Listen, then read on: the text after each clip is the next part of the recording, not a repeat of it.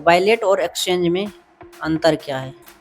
Wallet और exchange का फ़र्क यही है, एक्सचेंज पे भी होते हैं वॉलेट, पर जो आप वो वॉलेट जो बोल रहे हो वो बेसिकली हो गया अपना खुद का सेल्फ कस्टडी वाला वॉलेट। एक होता है एक्सचेंज का वॉलेट, उसको कहते हैं हॉट वॉलेट, जो कि इंटरनेट से कनेक्टेड होता है। इंटरनेट से कनेक्टेड है, उसको यूज़ करना आसान है, पर उसके रिस्क बढ़ जाते हैं क्योंकि वो इंटरनेट से कनेक्टेड है, तो स्कैम, हैकिंग, ऐसे फिशिंग वगैरह अटैक हो सकते हैं। दूसरी तरफ आता है वॉलेट, हार्डवेयर वॉलेट जैसे होता है, तो जैसे पेन ड्राइव वगैरह होता है ना, पेन ड्राइव कह लो, वॉच के फॉर्म में कह लो, रिंग के फॉर्म में कह लो, छोटे फॉर्म में होता है, वो हार्डवेयर होता है बेसिकली। वो आप इंटरनेट से तभी कनेक्ट करते हो जब आपको कोई ट्रांजैक्शन करनी होती है, वरना आपने उसमें बिटकॉइन लिया अपना या कोई भी क्रिप्टो करेंसी ली और आपने उसको अपने लॉकर में रख दिया। तो ऐसे तरह के वॉलेट तो काफ़ी हद तक सेव होते हैं। कुछ मेटामास्क ट्रस्ट वॉलेट भी हैं जो कि काफ़ी हद तक उतने वनरेबल नहीं होते एक्टिविटी में जितने कि बाकी होते हैं, तो मेटामास्क और उसमें भी आप रख सकते हो। पर अगर आपका पोर्टफोलियो काफ़ी ज़्यादा है, अगर आपके पोर्टफोलियो का वेल्थ काफ़ी ज़्यादा है, मान लो लाख रुपए, 2 लाख रुपए, या आपको लगता है कि बहुत ज़्यादा हो चुका है, तो आपको एक अपना खुद का सेल्फ कस्टडी वॉलेट, एक प्राइवेट वॉलेट, मतलब पेन ड्राइव की तरह जो मैं बताया होता है, उसमें उसको कन्वर्ट कर लेना चाहिए। एक्सचेंज पे आपको ज़्यादा अमाउंट नहीं रखना चाहिए। अगर आप एक ट्रेडर हो तो आप कुछ अमाउंट एक्सचेंज पे रख सकते हो, पर अगर आप लंबे टाइम के लिए इन्वेस्ट कर रहे हो और खासकर बिटकॉइन जैसा एक डिजिटल गोल्ड, तो आपको अपने प्राइवेट वॉलेट में ही उसको रखना चाहिए। क्रिप्टो के लेके इंडिया में क्या चल रहा है और ऑल ओवर कंट्री में क्या चल रहा है? देखो, क्रिप्टो को लेके इंडिया में थोड़े रेगुलेशंस अभी भी स्ट्रिक्ट हैं। टैक्सेस 30% है, ठीक है, और गवर्नमेंट इसको धीरे धीरे कहीं ना कहीं समझ रही है, बट ना स्टेटमेंट्स कुछ ऐसे आते हैं कि भाई कोई भी क्रिप्टो करेंसी की कोई बैकिंग नहीं है, बिटकॉइन, इथेरियम की कोई बैकिंग नहीं है। तो गवर्नमेंट, इंडियन गवर्नमेंट इसको इस तरह से लेके चल रही है कि जिस चीज़ की कोई बैकिंग नहीं है उस चीज़ में कहीं ना कहीं इन्वेस्ट करना रिस्की है, तो वॉलेटाइल भी है। ठीक है, उनका टेक भी ठीक है। और जब तक हम ये वीडियो बना रहे हैं, जैसे अब इतनी चीज़ें हो चुकी हैं, जैसे टेथर हो गया, टेथर जो है वो यूएसडीटी से बैक्ड स्टेबल कॉइन है। जापान ने भी अपना स्टेबल कॉइन लॉन्च कर दिया है, और भी बहुत सारी करेंसीज कर रही हैं। और अभी सुनने में ये भी आ रहा है, जब तक हम ये वीडियो रिकॉर्ड कर रहे हैं, कि पॉलीगॉइन पे बेस्ड इंडिया का भी एक INR back stable coin launch हो चुका है। मतलब अब इंडिया के लोग भी स्टेबल कॉइन्स में लेन देन कर सकते हैं, जो कि एक INR बैक स्टेबल कॉइन होगा। मतलब शायद उसमें गोल्ड या इंडियन करेंसी की बैकिंग होगी, तो वो हम आगे आने वाले उसमें डिस्कस कर सकते हैं। तो बेसिकली यही है कि इंडिया में हो तो रही है, पर धीरे धीरे रेगुलेशंस हो रही हैं। ऑल ओवर वर्ल्ड में बहुत तेज़ी से हो रही है। जब से डोनाल्ड ट्रंप प्रेसिडेंट बने हैं, उन्होंने बहुत बड़े बड़े बिल पास कर दिए हैं, ठीक है। 3 बिल जो बताऊँ उसमें पास किए हैं। एक तो स्टेबल कॉइन का है, ठीक है, जीनियस एक्ट लॉन्च कर दिया। तो मतलब एक खुली छूट दे दी है कहीं ना कहीं बैंक्स को, इंस्टीट्यूशंस को, कि आप क्रिप्टो करेंसीज को एम्ब्रेस कीजिए, आप क्लाइंट्स को लोन वगैरह दीजिए। जैसे JP मॉर्गन ने तो ये भी बोला है कि नेक्स्ट ईयर से वो जो भी पर्सन वहाँ पर इंस्टीट्यूशन जो क्लाइंट्स हैं, ठीक है, तो वो जो भी बिटकॉइन होल्ड करते होंगे या इथेरियम होल्ड करते होंगे ना, तो उसके बदले मॉर्गेज में उनको लोन मिल जाएगा। मतलब अगर मैं सरल भाषा में बोलूँ, इंडिया में अगर मेरे पास अगर गोल्ड है, मैं SBI के पास जाता हूँ कि मुझे गोल्ड के बदले लोन चाहिए, तो SBI मेरा गोल्ड रख लेगा और मुझे लोन दे देगा। तो कहीं ना कहीं ये बात वही होती है कि अब धीरे धीरे चीज़ को अडेप्ट इंटरनेशनल लेवल पे तो किया जा रहा है। एल सल्वाडोर जैसी कंपनी ने बिटकॉइन को लीगल टेंडर बना दिया है। बहुत सारी बड़ी बड़ी कंपनियां, इंस्टीट्यूशन, इवन गवर्नमेंट भी बिटकॉइन को अपना स्ट्रेटेजिक रिजर्व बना रही हैं, क्योंकि उनको पता आने वाले टाइम में ये बूम करेगा। उसके पीछे मैंने कारण बता दिया, क्योंकि स्केर्स है, लिमिटेड है। जैसे गोल्ड है ना लिमिटेड, आने वाले टाइम में जो है मार्केट क्रैश हो सकती है। जिस तरह से US का जितना आप कह सकते हो कि उधारी है, ठीक है, ट्रिलियंस में उधारी, 40 ट्रिलियन के करीब पहुंचने वाली है। तो डेट को पे करने के लिए जब नहीं होगा आपको, और लोन पे लोन आप लेते जाओगे, ठीक है, कंट्री की बात कर रहा हूँ मैं, US की, तो कहीं ना कहीं वो चीज़ वो बढ़ती चली जाएगी बहुत ज़्यादा। तो उसको कहीं ना कहीं सॉर्ट आउट करने के लिए आपको कुछ बैकिंग तो सॉलिड होनी चाहिए ना आपके लिए। तो बिटकॉइन कहीं ना कहीं उसकी बैकिंग मिल सकता है। तो बाहर इंटरनेशनली तो बहुत तेज़ी से ग्रोथ हो रही है, पर इंडिया कहीं ना कहीं हम उस चीज़ में पीछे रह जाते हैं कि पहले बाहर हो जाए, हम देख लें पहले, उसके बाद हम कूदें, तब तक लेट हो जाता है। ऐसे ही Web1 के टाइम में हुआ, गूगल वगैरह जैसी कंपनियां, ये इंडिया में भी बन सकती थी, ऐसी बात नहीं है, पर इंडिया कहीं ना कहीं बैक स्टेप कर जाता है इस चीज़ में कि हम थोड़ा पीछे रहते हैं, सेफ खेलते हैं। सेम Web2 में हुआ, फेसबुक जैसी कंपनी बाहर बन गई। अब हम Web3 में भी वही गलती कर रहे हैं कि क्रिप्टो को लेकर ना हम बहुत ज़्यादा नॉर्मल है कि ठीक है कर लेंगे, उतना हाइपर, उतना एक एक्सपोजर कहते हैं ना कि एक फास्ट मूवर एडवांटेज कि जल्दी जल्दी इस पर डेवलपमेंट करनी चाहिए।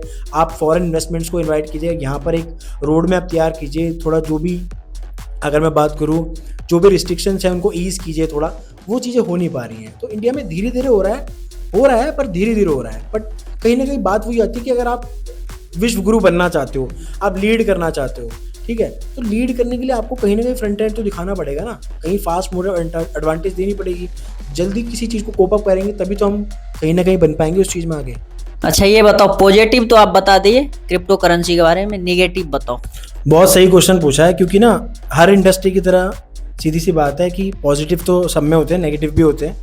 हर इंडस्ट्री में नेगेटिव होते हैं, नो डाउट। रिस्क होता है, नेगेटिव होता है, स्कैम्स होते हैं। तो क्रिप्टो करेंसी भी कोई ऐसी इस चीज़ से परे नहीं है, क्योंकि अभी 15-16 साल ही हुए हैं। देखो, पहला सबसे बड़ा जो इसका नेगेटिव पॉइंट कह सकता हूँ कि लोगों को नॉलेज कम है।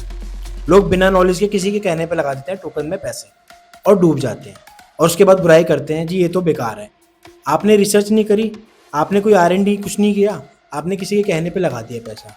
चलो मैं कह रहा हूँ 100 में से 1% अगर वो चल गया तो वो बंदा वाहवाही करेगा, बाकी 99 गाली देंगे उसको, ठीक है, कि ये बेकार है। तो सबसे पहला जो इनिशिएटिव ये आता है, नेगेटिव इसलिए लोग करते हैं, इसको कहते हैं कि भाई रिसर्च नहीं करते। नो डाउट इसमें है बहुत सारे फ्लॉज होते हैं, जैसे हर चीज़ में होता है। अब बहुत सारे बड़े बड़े एक्सचेंज जो है वो हैक हो जाते हैं, ठीक है। बायबिट का हैक हुआ था बहुत बड़ा, बिलियंस ऑफ बिलियन डॉलर में हैक हुआ था। इंडियन वजीर एक्स का हैक हुआ था लास्ट ईयर। और भी बड़े बड़े FTX वगैरह हो गए, लूना क्रैश हो गया, बहुत बड़ा अमाउंट, मतलब आप इमेजिन भी नहीं कर सकते, हज़ारों करोड़ों में लोगों का, या कह सकते हो कि जो भी संपत्ति का नुकसान हुआ है। तो उसकी वजह से कहीं ना इमेज एक नेगेटिव हो जाती है।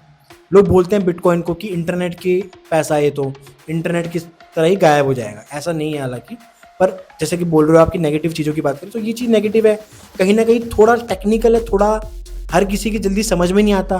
तो वो कहीं ना कहीं इसका थोड़ा ड्रॉबैक है क्रिप्टो का, कि इसको समझने में, सीखने में अभी इतना मैच्योर भी नहीं है। ये इसकी जो मार्केट है अभी उतनी मैच्योर नहीं है जितनी स्टॉक मार्केट हो गई है।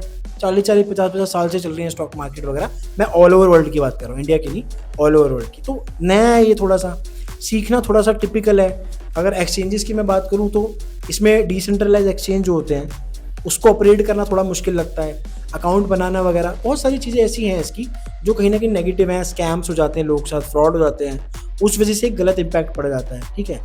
और अभी अडेप्टेशन भी अगर इंडिया की बात करूँ, या बहुत छोटी मोटी कंट्री कुछ हैं ऐसी जो उसको अभी थोड़ा ना रिस्ट्रिक्ट करके चल रही हैं। क्योंकि उनको लगता है कि हवाला में यूज़ होता है। जैसे कि भाई किसी ने आपको बिटकॉइन भेजे, ठीक है, और आपने उसको कैश में पेमेंट कर दी। अब उसके पास तो कैश आ गया, अब कैश का तो कोई ट्रेस होता नहीं है ना, पर उसने आपको बिटकॉइन भेजे, बस कैश का कोई ट्रेस नहीं, अब उसका वो कुछ भी मिसयूज़ कर सकता है। तो ऐसा हवाला के थ्रू भी इसका कहीं ना कहीं मिसयूज़ हो जाता है। डार्क वेब पे जो होता है बेसिकली क्रिप्टो करेंसीज का यूज़ होता है। डार्क वेब एक बहुत ही ऐसी चीज़ है, बेसिकली किसी और एपिसोड में इसको कवर करेंगे, जो कि कहते हैं ना कि एक पहाड़ है अगर जो पानी में तैर रहा है, कह सकते हो, या जहाँ पर बर्फ़ है वहाँ पानी में एक पहाड़ है, ठीक है, छोटा सा दिखता है ऊपर से, पर नीचे बहुत ज़्यादा गहरा है। तो अगर जो हम इंटरनेट अभी देखते हैं ना, वो ऊपर छोटा सा ये इंटरनेट, बाकी जो नीचे वो सारा डार्क वेब है। तो डार्क वेब पे बिटकॉइन वगैरह का ट्रांजैक्शन वगैरह सबसे ज़्यादा वहाँ पर होती है।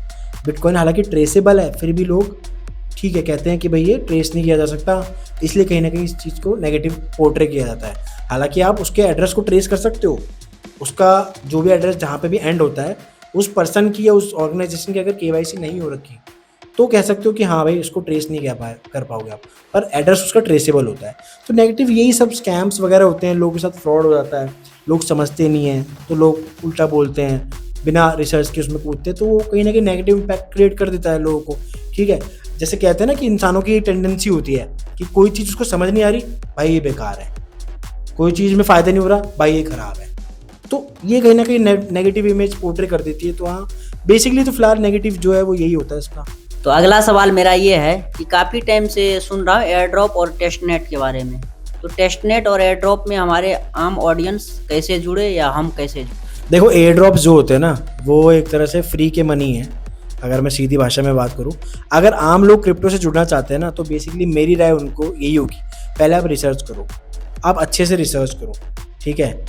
आप यूट्यूब पे वीडियोस देखो, आर्टिकल्स पढ़ो, बुक्स पढ़ो, बिटकॉइन स्टैंडर्ड, पहले अच्छे से चार्ट जाओ, सीधी सरल भाषा में बोलूँ तो चार्ट जाओ, अच्छे से समझ जाओ। जब आप उसका लेन देन पूरी प्रक्रिया समझ जाओगे ना, तब आप इसमें कूदोगे ना, तो आपको लॉस होने के, फ्रॉड होने के, स्कैम होने के चांसेस ना के बराबर हो जाएंगे। स्मार्ट बंदा यही करता है, मैं आपको स्मार्ट एडवाइस यही दूंगा, ठीक है। एयर ड्रॉप की आपने बात करी, एयर ड्रॉप क्या होता है, मान लो मैंने क्रिप्टो करेंसी लॉन्च करी, ठीक है, उसका मैंने पूरा रखा 1000 टोकन में लॉन्च करने वाला हूँ, ठीक है, मैंने उसको इथेरियम या सोलाना कोई भी ब्लॉकचेन पे वो लॉन्च करी। मैंने अपनी कम्युनिटी बना ली कि जो भी ये टोकन जो भी मेरे ट्विटर हैंडलर को या यूट्यूब चैनल को या टेलीग्राम पे जो भी XYZ जो भी एक्टिविटी करेगा, बेसिकली सोशल एक्टिविटी जो भी करेगा, या मेरे डिस्कॉर्ड रूल को जो फॉलो करेगा, डिस्कॉर्ड पे जो मुझे फॉलो करेगा, तो मैं उसके बदले उसको टोकन दूंगा। फिर वो टोकन जब लिस्ट होगा, जब TGE होगा, उसका टोकन जनरेशन इवेंट कहते हैं उसको, जब वो लिस्ट होगा, जैसे यहाँ पर स्टॉक मार्केट में कोई स्टॉक लिस्ट होता है ना, उसके बाद उसका लेन देन शुरू होता है, तो क्रिप्टो मार्केट में वो जब उसका TGE होगा तो आपके पास जो टोकन आएंगे, सपोज आपने ये सारी एक्टिविटी करी और आपको टोकन मिल गए 20। अब 20 टोकन का अभी वैल्यू जो भी है, मैंने लॉन्च किया वो मार्केट में गया हो, तो उस टोकन के बदले आप USDT अर्न कर सकते हो। तो एयर ड्रॉप कहीं ना कहीं फ्री अर्निंग का तरीका होता है। एयर ड्रॉप बहुत तरह की होती है, टेलीग्राम पे भी होती है एयर ड्रॉप्स, और अब आजकल टेस्टनेट भी चल रही है बहुत सारी। पर सारी बात घुमा फिरा के वही आती है ना कि अगर आप बचना चाहते हो पैसे लूटने से, पहली बात तो एयर ड्रॉप में खुद से इन्वेस्ट मत करो, आप अपना सिर्फ टाइम इन्वेस्ट करो, वो भी मिनिमम टाइम इन्वेस्ट करो, ठीक है। टेस्टनेट वगैरह में भी सेम चीज़ होता है, आपको एक लैपटॉप एक सिस्टम चाहिए होता है, इंटरनेट के थ्रू बहुत सारी ऐसी एक्टिविटीज़ होती है, चाहे वो इंटरनेट बैंडविड्थ देने से हो, चाहे वो सोशल हैंडलिंग फॉलो करने से हो, चाहे वो ग्राइंडिंग करने से हो, रीट्वीट लाइक बहुत सारा है, उसको डिटेल में आप समझोगे तो सारी बात घुमा फिरा के पता कहाँ आती है कि रिसर्च सबसे ज़्यादा इंपॉर्टेंट है किसी भी चीज़ में, किसी के कहने पे। यानी कि मैं भी अगर कह रहा हूँ ना, मेरे कहने पे भी मत चलो, आप खुद की अपनी रिसर्च करो। आप पैसे भी लगा रहे हो, इन्वेस्ट भी कर रहे हो, तो उतना करो कि जितना आप खोने के लिए तैयार हो, ताकि आपको रात को चैन से नींद आए। अगर आपको रात को चैन से नींद नहीं आ रही, या आप सिर्फ गेट रिच क्विक सिम के लिए आ रहे हो क्रिप्टो करेंसी में एयर ड्रॉप में कि भाई आज डाला कल डबल, आज एयर ड्रॉप करी कल करोड़पति, तो भाई मत आओ। मेरा सीधा सीधा यही कहना है, मत आओ। क्रिप्टो करेंसी में आप आ रहे हो तो लॉन्ग टर्म के लिए आओ, नई इंडस्ट्री है, ज़्यादा स्कैम हो सकता है, ज़्यादा घपला हो सकता है, और ज़्यादा आप फिर इसको एक नेगेटिव पोर्ट्रे कर दोगे, आपका मन भी खट्टा हो जाएगा। तो एयर ड्रॉप चीज़ है अच्छी, अगर आप समझ के करो तो उसे इन्वेस्ट मत करो, रिसर्च करो, कम से कम टाइम दो, सिंपल सरल भाषा में बोलूँ तो दोस्तों, आज के एपिसोड का आखिरी सवाल मेरा ये है, क्रिप्टो करेंसी का भविष्य क्या है? क्रिप्टो करेंसी का भविष्य काफ़ी मुझे तो ठीक लगता है पर्सनली, मैं उसके पीछे कारण भी दूंगा क्या है। देखो, ग्लोबल अडेप्टेशन जो हो रही है ना, वो बहुत अच्छे लेवल पर हो रही है, और कहते हैं ना कि खरबूजे को देखकर खरबूजा रंग बदलता है। तो US जैसे जैसे चीज़ें कर रहा है, हो सकता है चाइना कर रहा हो पर अभी दिख ना रहा हो, इंडिया भी उसको देखेगा और कंट्रीज भी फॉलो करेंगी। अच्छा, US में आ गया तो हम भी देर सवेर लाएंगे, स्लो लाएंगे कोई बात नहीं, पर लाएंगे। तो कहीं ना कहीं भविष्य इसका उज्जवल है। बिटकॉइन, इथेरियम और जो मैंने टोकन्स वगैरह बताया, उनका तो कहीं नहीं जाने वाला। जो रियल वर्ल्ड केस वाले टोकन्स होंगे ना, जिनका असल ज़िंदगी में, चाहे वो किसी आम इंसान की ज़िंदगी हो, किसी कंपनी या किसी गवर्नमेंट की ज़िंदगी हो, अगर उसमें यूज़ केस है ना, तो वो कहीं नहीं जाने वाले। पहली बात तो पूरी तरह से डिसेंट्रलाइज जो टोकन होंगे, जिनसे छेड़छाड़ नहीं कर सकता कोई, जैसे बिटकॉइन मैंने बताया, तो बिटकॉइन जैसे कॉइन या इथेरियम जैसे कॉइन तो कहीं नहीं जाने वाले। तो भविष्य तो इसका उज्जवल है। अगर मैं एक छोटा सा एग्जांपल दूँ, दुबई जो है ना, दुबई में अब आप, दुबई हो गया, स्विट्जरलैंड हो गया, यूरोप की बहुत सारी कंट्रीज़ हैं, वहाँ पर आप बिटकॉइन से ना गाड़ी खरीद सकते हो, घर खरीद सकते हो, मैकडोनल्ड्स का बर्गर खरीद सकते हो। मतलब रियल वर्ल्ड केस यूज़ आने लग गए हैं दुनिया भर में। अब ऐसे आने वाले टाइम में हो सकता है नेक्स्ट ईयर से SBI या HDFC भी बोले, बिटकॉइन होल्ड करते हो आप, ठीक है, हम उसके बदले आपको लोन दे सकते हैं। आप सोच के देखो ना, आने वाले टाइम में यही होने वाला है। आने वाले 2 से 4 साल, 5 साल, 10 साल में क्रिप्टो करेंसी बूम करेगा ही करेगा।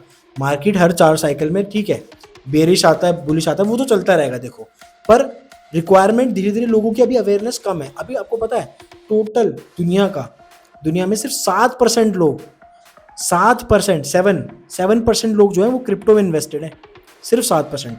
सोचो अगर ये डबल भी हो जाता है, 14%, या और 3 गुना हो जाता है, 21 या 28%, आप सोच सकते हो क्रिप्टो मार्केट कहाँ जाएगी, बिटकॉइन कहाँ जाएगा, इथेरियम कहाँ जाएगा। तो स्कोप बहुत है। अभी ये बेबी स्टेज में कह सकते हो कहीं ना कहीं इसको भी आप, 15 साल हो गए हैं, पर फिर भी बहुत अभी मैच्योर नहीं है मार्केट, तो स्कोप बहुत है। रियल वर्ल्ड केसेस के हिसाब से भी स्कोप बहुत है। तो फ्यूचर तो ब्राइट ही ब्राइट है इसका, चाहे वो इंडिया की बात करूँ मैं, चाहे इंटरनेशनली बात करूँ, तो फ्यूचर ब्राइट है। बस थोड़ा सा आपको, कहते हैं ना, अवेयर होकर चलना चाहिए।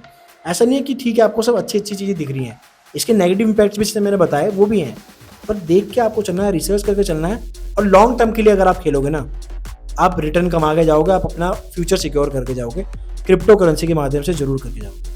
तो दोस्तों आज के वीडियो हमारा अच्छा लगा तो आप हमारे चैनल को सब्सक्राइब करें, लाइक करें और अपने दोस्तों के साथ शेयर करें और बेल आइकन प्रेस करें ताकि नए नए वीडियो का नोटिफिकेशन आप तक जरूर पहुंचे। तो धन्यवाद।